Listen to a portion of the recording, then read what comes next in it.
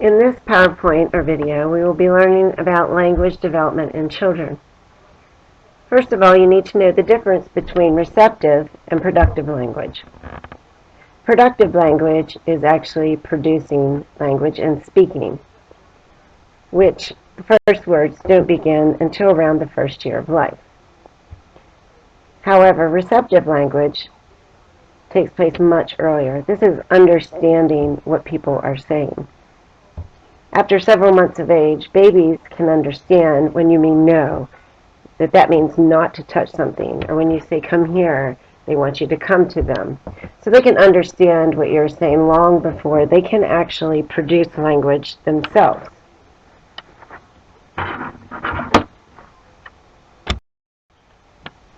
The first stage in language development is called the cooing stage. This begins somewhere between the first and second month of age. And this is a very soft, soothing, calming sound. Basically, it sounds like coo. Coo, coo, coo, coo, coo. Then around 3 to 4 months of age, babies go into what's called the babbling stage. This is a more bolder, obnoxious sound. And it's ba, ba, ba, ba, ba. This babbling stage takes place between 3 to 4 months of age until somewhere between 10 to 12 months of age, when babies start to speak the household language, single words of the household language. During the babbling stage, children are wide open to recognize the sounds and consonants of every language. Every baby during the babbling stage sounds exactly the same. So if you had a baby from China, the United States, Russia, or Ethiopia sitting in your room, you wouldn't be able to tell the difference between them. They all sound exactly the same during the babbling stage. Now, as I said, during this stage, babies are receptive to learn any language and the sounds of any language at this time. As you can see from this chart, somewhere between 10 to 12 months of age, when babies start to speak the first words of the household language, that window closes.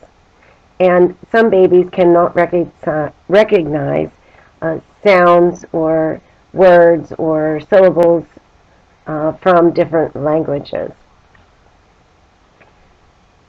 For example, many Chinese speakers cannot tell the difference between la and ra.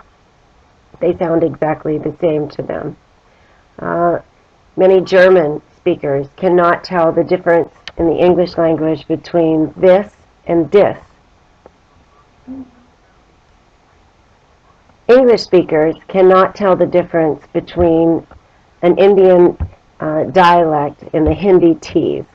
So in the next slide, I'd like you to pause and look at the video for infant speech sound discrimination.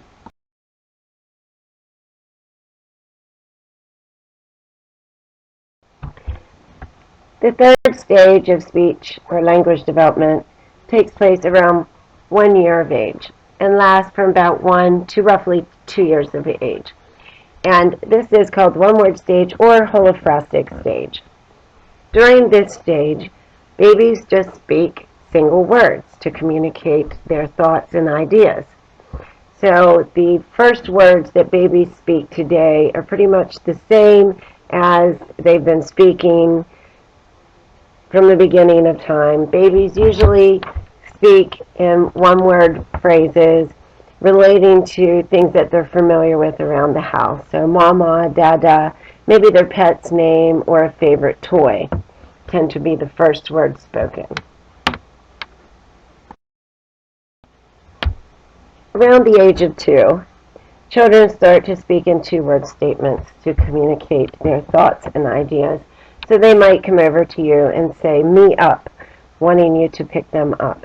Or I go. They want to go with you wherever you're leaving to go to.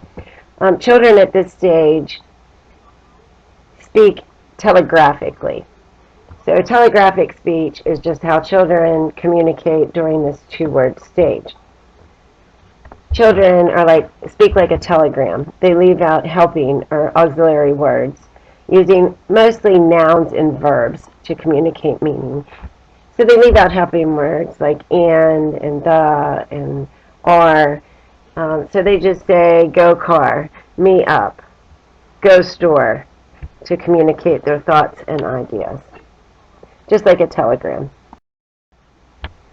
Somewhere around 2.5 years, children start to speak in complete sentence form. There are a couple theories on how we actually learn language. The two theories were proposed by B.F. Skinner, who, as you recall, looked at operant conditioning, and also a man named Noam Chomsky, who believes that instead of being conditioned in learning language through imitation, that it's somehow inborn. So first of all, B.F. Skinner believes that we are conditioned through reward and punishment, which is operant conditioning. So if a child says something that's grammatically correct, he is rewarded and praised. If he says something that is not correct, he will be punished or scolded.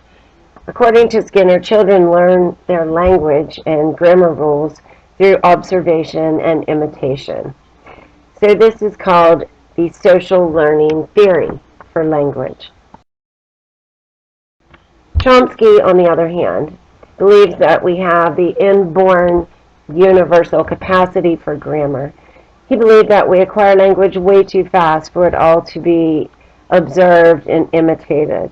And sometimes children overuse grammatical rules. For example, they're saying, I goed. Surely a child is not observing and imitating that. So he believed that it's innate, and that we have what he called a language acquisition device in our brain that allows us to acquire language.